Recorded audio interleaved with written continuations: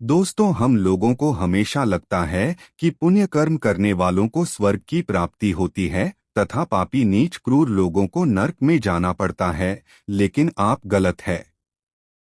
इस कथा के माध्यम से हम आपको बताएंगे कि स्वर्ग में जाने का असली हकदार कौन है और वह कौन से कम है जिससे आपके सारे कष्ट और पाप समाप्त हो जाते हैं।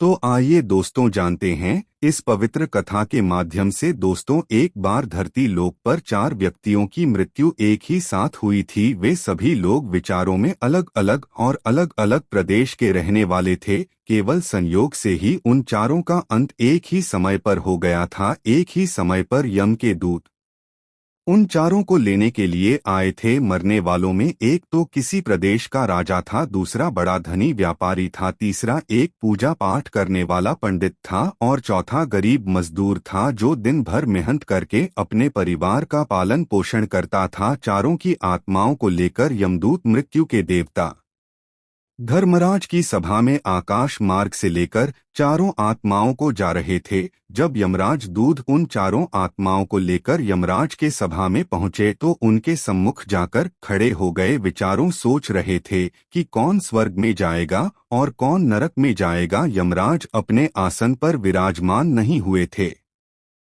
उससे पहले ही चारों आपस में बातचीत करते हुए स्वयं को ही स्वर्ग का मिलना चाहिए यह कहने लगे। सबसे पहले राजा कहने लगा, देखो, मुझे तो धर्मराज पक्का स्वर्ग में ही भेज देंगे, क्योंकि मैं एक विश्वविख्यात राजा हूँ। मैंने अपने अनेक सत्कर्मों से धरती लोक पर अपना खूब नाम कमाया है। चारों तरफ लोग मेरे अच्छे कर्मों की चर्चा करते हैं। कभी भी कोई मेरे द्वार से खाली हाथ नहीं गया। जो भी आया मैंने उसे इतना दिया कि वह जीवन भर मेरा नाम नहीं भूल पाया है। हर तरफ मेरे नाम का शवगान हो रहा है। मेरे द्वारा लौटाए गए दान से लाखों लोगों को खाने को अन्न मिला और रहने को आसरा मिला। इसलिए मेरे कर्मों को देखते हुए धर्मराज मुझे पक्का ही स्वर्ग में भेजेंगे। दोस्तों, राजा की बात सुनकर वह धनी व्यापारी कहने लगा, है भाई, मैंने तो पृथ्वी लोक रहकर खूब धन कमाया और उस धन से महीने लाखों लोगों की सहायता की है। मैंने अपनी कमाई का 11वां हिस्सा सदैव दीन दुखियों की सहायता में उपयोग किया है। मेरे शुभ कर्मों को देखते हुए धर्मराज मुझे ही स्वर्ग में भेजेंगे और यह बात मैं पहले से ही जानता हूँ। व्यापारी की बात सुनते ही पंडित जी कहने लगे, अरे भाई, क्यों फिजूल की बातें कर रहे हो। स्वर्ग में जाना कोई आसान काम नहीं है। स्वर्ग में जाने के लिए दान के साथ साथ पूजा पाठ करना पड़ता है। इसलिए स्वर्ग में प्रस्थान तो मैं ही करूंगा, क्योंकि मैंने भगवान का खूब पूजा पाठ किया है। पूरा जीवन मेरा पूजा आराधना में बीता है।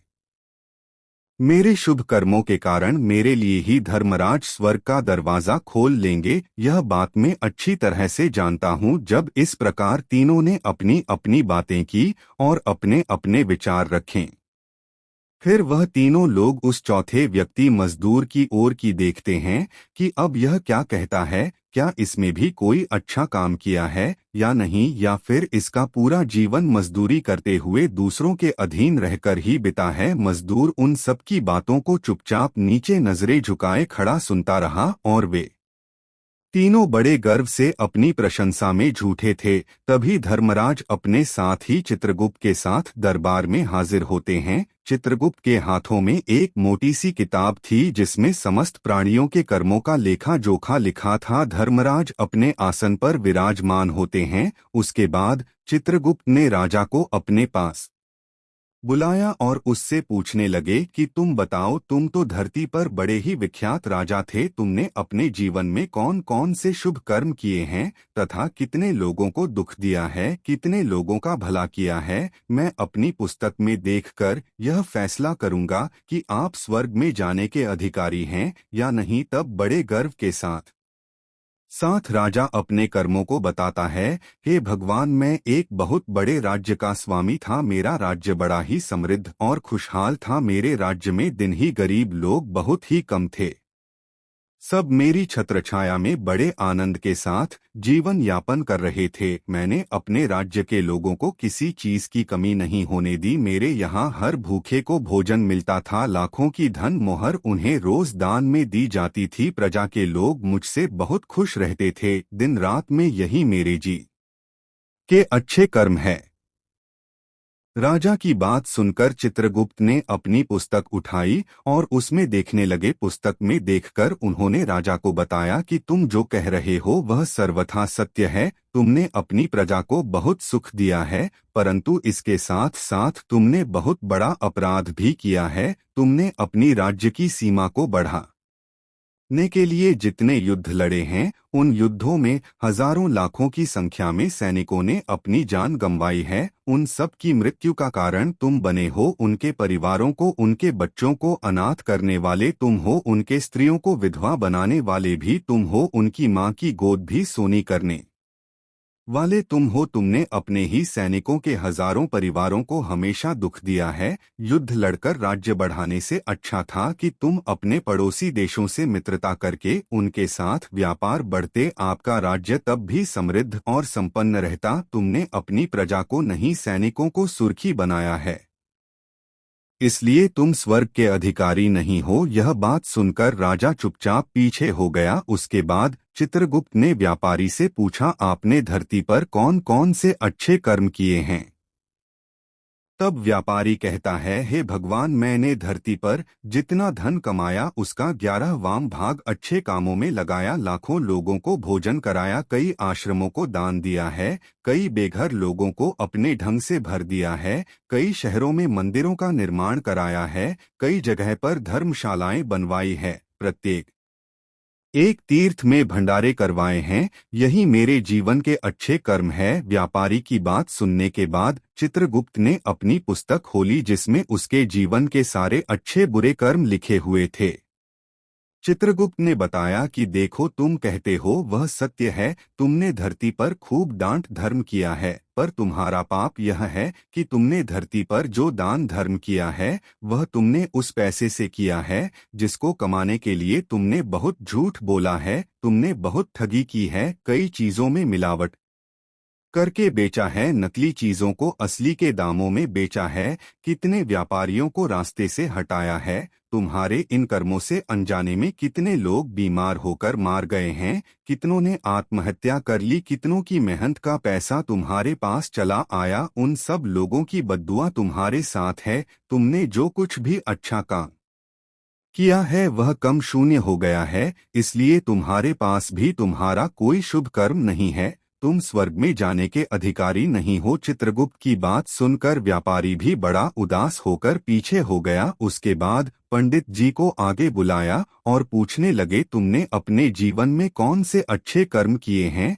तब पंडित जी के कहते हैं, हे भगवान, मेरा पुण्य यह है कि मैंने हजारों लोगों को ज्ञान दिया है, हजारों यज्ञों का अनुष्ठान को संपन्न कराया है, हजारों के घरों में पूजा पाठ कराया है, दिन रात मैंने ईश्वर का जप तप किया है, हजारों कन्याओं का विवाह कराया है, लाखों पिंड दान श्राद्ध कराए हैं, अनगिनत लोगों को मार्गदर्शन किया है। इससे ज्यादा शुभ कर्म और क्या हो सकता है? तब चित्रगुप्त अपनी पुस्तक में देखकर बताते हैं, पंडित महाराज, आपका कहना सत्य है। आपने वास्तव में हजारों लोगों को ज्ञान दिया है, लेकिन उस ज्ञान पर स्वयं कभी अमल नहीं किया। आपने सैकड़ों या की पूजा अनुष्ठान कराए, पर उसको निस्वार्थ भाव से किया गया, कोई कम नहीं था। तुम हमेशा से धन के लालची रहे हो, इसलिए तुम स्वर्ग में जाने की धिकारी नहीं हो। अब तो उदास होते हुए पंडित जी भी पीछे हो गए। अब बचा केवल मजदूर व मजदूर यह सब देखकर बड़ा हैरान था कि अब तक वह जिनको इतना महान समझ रहा था उनमें से कोई भी स्वर्ग का अधिकारी नहीं रहा। तो मैं कैसे स्वर्ग में जा सकता हूँ?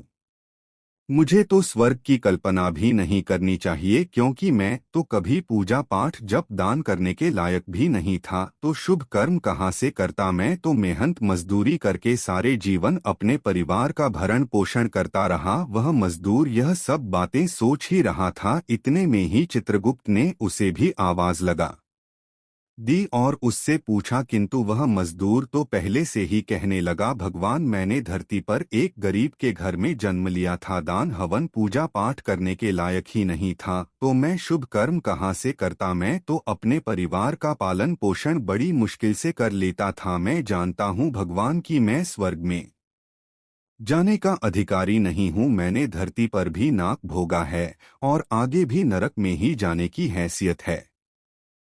किंतु हे प्रभु, यहाँ पर भी मेरी एक इच्छा है, मैं स्वर्ग में तो नहीं जा पाऊंगा, लेकिन मैं एक बार स्वर्ग को अपनी आंखों को झपका कर देखना चाहता हूँ।